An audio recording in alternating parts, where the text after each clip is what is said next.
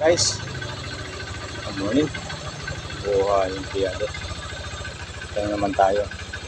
Pero paalala po ng ating butihing lingkod. Pag empleyado po tayo, gawin po natin yung makakaya natin.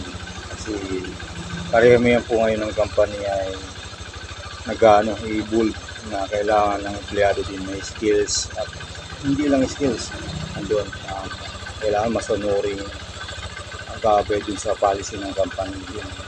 Dapat lahat ng naibibigay ng task na mi-meet natin yung expectation ng company at saka maging good tayo example sa mga nakapaligid sa atin, lalo na yung mga subordinate natin kung tayo may nasa private o public, kasi kailangan po natin magpakita yung leadership natin sa nila, lalo na kayo ay isang leader sa isang organization o saan man tayo naroon. Kasi yung pagiging good leadership sa mga subordinate natin ay malaking impact sa kanilang araw-araw na paggalaw, pagsunod o pagpapatupad ng mga tungkulin nila kung saan nito sila nakasama.